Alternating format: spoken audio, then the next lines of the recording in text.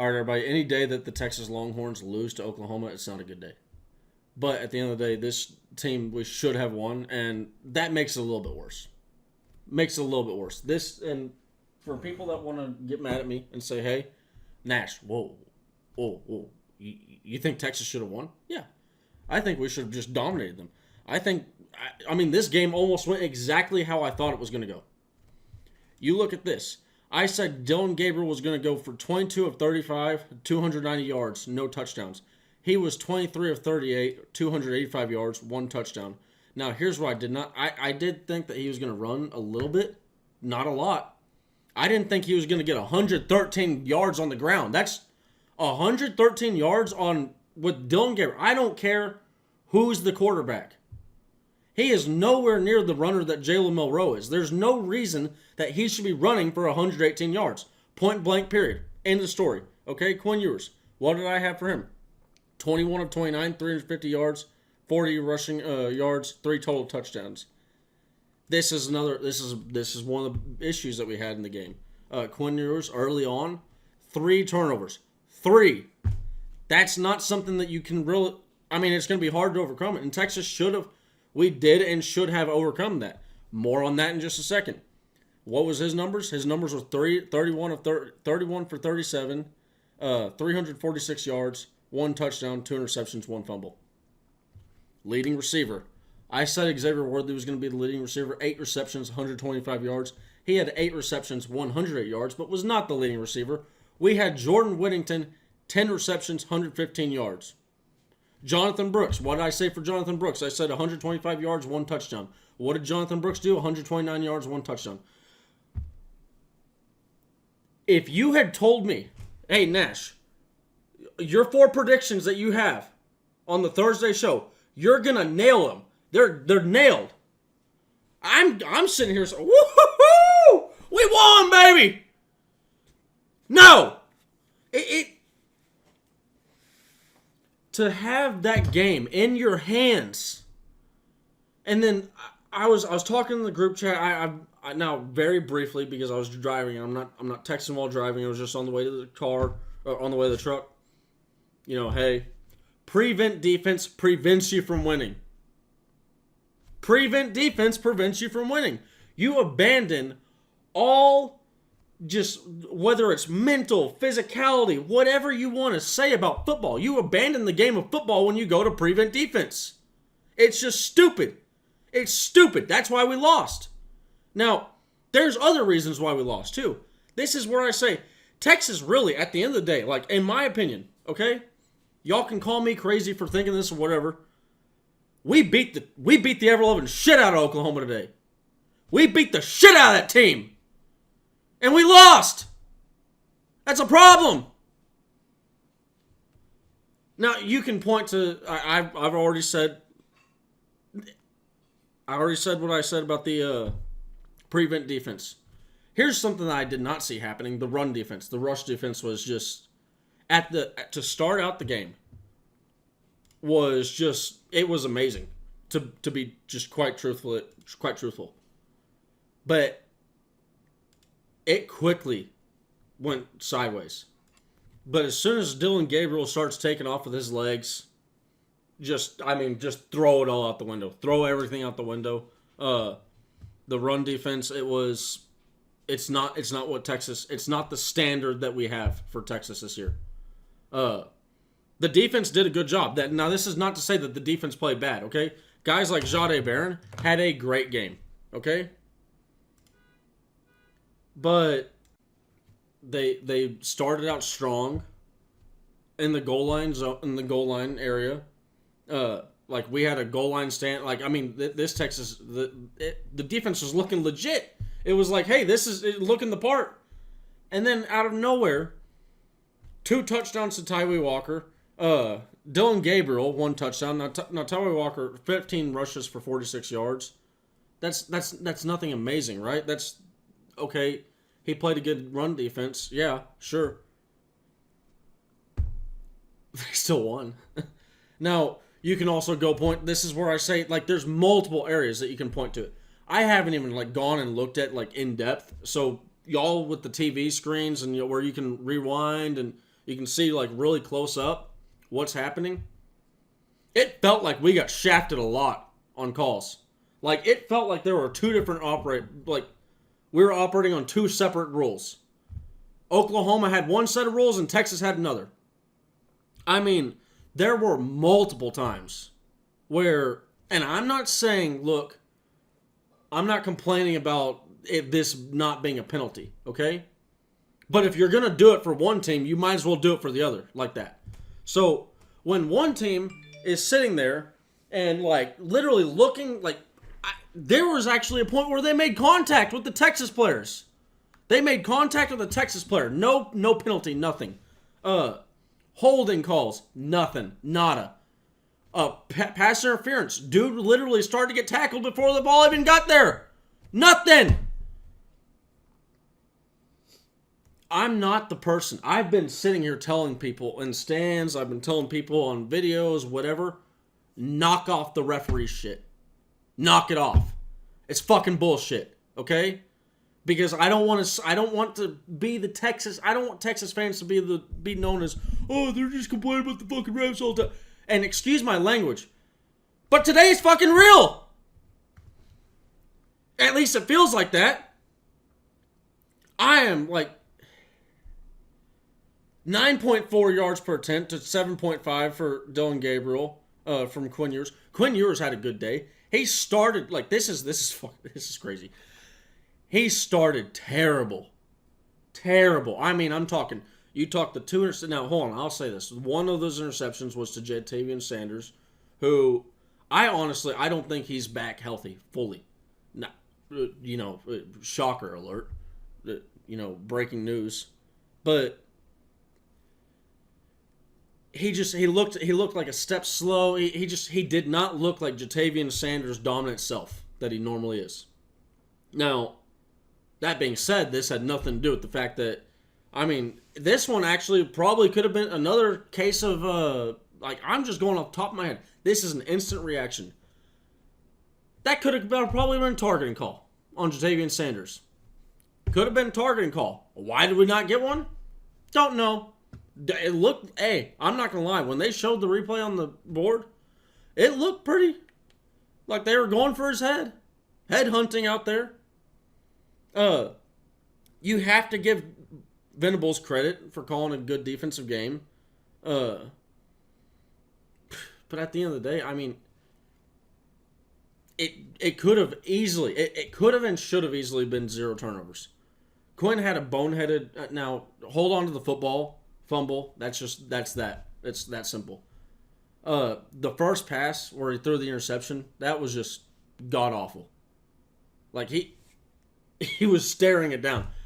Look, if the defender did not come away with that ball, that's a problem for not a problem for Texas, obviously, but I'm not going to give a defender credit when they should be doing that because it was elementary level. Oh my God, Quinn Ewers is actually just staring down this receiver. Like ball is snapped. I'm going to watch Xavier Worthy the entire time. Pump fake. Oh, shit. Interception. So, I mean, there were bright spots, okay? Anthony Hill. Now, you got to get Dillon Gabriel on the ground. I understand he's athletic and 113 yards rushing and all that. You got to bring him to the ground. The season's not over. The season is not. I mean, obviously, the Big 12 championship is still on the table. Win out the rest of the season. And I hope we get Oklahoma back. I hope we do. I hope they go undefeated. I really do. And for all the Sooner fans in here that probably and maybe watching this video, yeah, I'll say it again. I think that y'all should have got y'all's asses kicked today. I mean, everything shows that y'all should have. Everything. Except for the final score. One thing. Now, going to prevent defense. Prevent defense. Did I harp on this already? I'm not sure if I did. I'm going right now. I'm going. So if I already harped on it, sorry, you're going to hear it again. Prevent defense prevents you from winning. It's a mentality deal. It's everything to do with football. I mean, you're talking about going out there. Not only going out there, Texas was stopping them. If it ain't broke, don't fix it.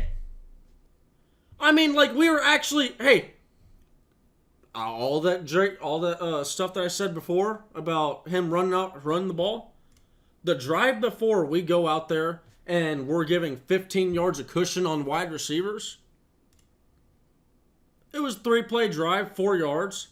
Drake Stoops run 3 yards. Tyree Walker 1 yard.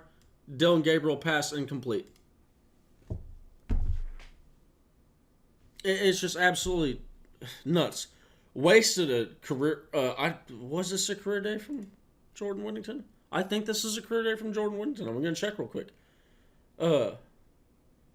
It definitely was a season day. 2022 beats that. Yep, career day. Career day from Jordan Whittington, and we absolutely wasted it. Just pissed it away. Now, this is one thing that, like, this is where, like, the game is completely different, is if he scores at the end. If he doesn't go down on the one and we don't get stopped, that was a problem.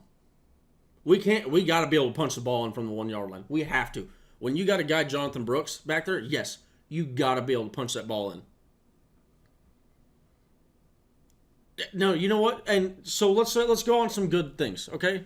Give some credit. One, obviously, start out with Jordan Whittington. What a day, Jordan. What a day. When we needed somebody, Jordan came up, and he came up big time and time again.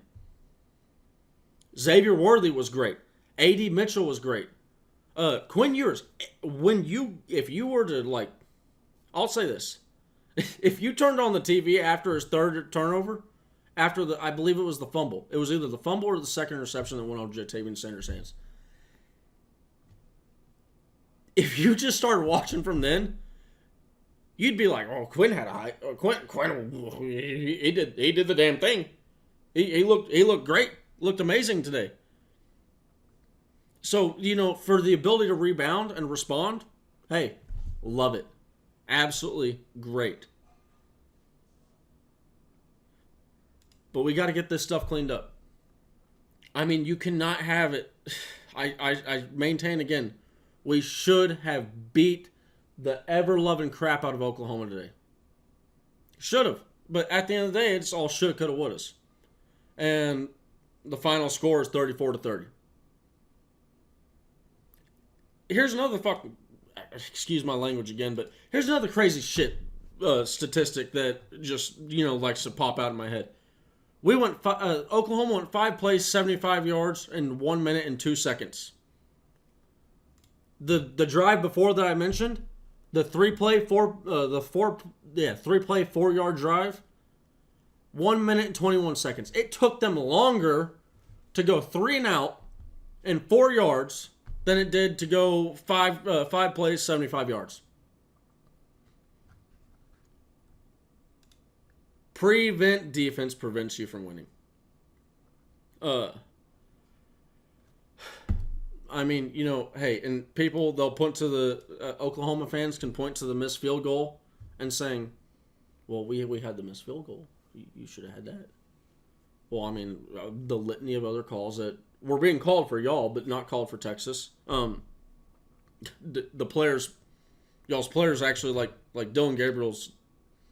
I understand it's just statistics, but at the end of the day, statistics mirrors what happened on the field, and the statistics were shit from Dillon Gabriel. Outside of the running, the running was fantastic and spectacular. Okay, now hey, I'm trying to be objective here. I'm not trying to be biased or anything. He had a bad day through the air. Dillon Gabriel did. It's not compared to, like, people were saying Dillon Gabriel was going to do all and here's the other thing, there were multiple balls that should have been intercepted. Jaron Thompson, you got to come down with that, man. You got to come down with that. It's too many times that Jaron Thompson has been burned in coverage or dropping a pick. Now he's came away with a couple picks earlier this year, but that seems like it's not the rule, but the exception. It feels like the rule is he's a very smart football player. I mean, like, I'm not, look, I'm some unathletic dweeb sitting in my room, okay?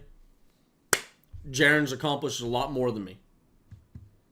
But at the end of the day, he lacks the athleticism. He's a liability in coverage. And when the play does present itself to him, more often than not, he's not going to make it. He's not going to come down with the ball. It's going to be, this is why I've called him Jaren Brickhands Thompson. It is what it is. Now, at the same time, find somebody, Jaren will come down and hit somebody, okay? I maintain, and this is one of the highest pieces of praise that I can give for a defensive player. He just doesn't care. He does not give a shit what happens. He doesn't care if he walks away and he's in a wheelchair for the rest of his life. I'm going to make that hit and I'm going to make it good. Yeah, just a bad day. Bad, no good, rotten day. I didn't have an issue with Steve Sarkisian being aggressive and going forward on fourth down and whatnot. I will say I would have liked to see him kick a field goal right there on the goal line. Look, when we're not moving the ball in, when we're not getting it in, right? Just cut the losses, take the 3 points, and here's what's even crazier about that, okay?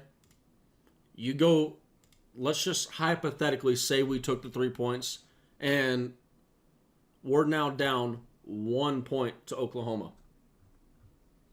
If we're down 1 point to Oklahoma, the ball was last on the OU 44. Now, with 2 seconds left, right? But maybe we're able to push the ball just a little bit further into field goal range. And obviously the way Oklahoma would have called the defenses is different, but at the end of the day, it still remains. It would have been possible to get the ball into field goal range and possible to kick another game-winning field goal. It just, what a wild game today, though. At the end of the day, the ups and downs. It started out down, went up, down, up, and then back down. Absolutely insane game. If you're a college football fan, look, hey, you got treated to something amazing today. Just it is what it is. This was a great classic football game for a rivalry. But Texas lost, and they should have absolutely beat the absolute shit out of Oklahoma. And that's that. All right, everybody. Hope you all have a great day. Hook 'em!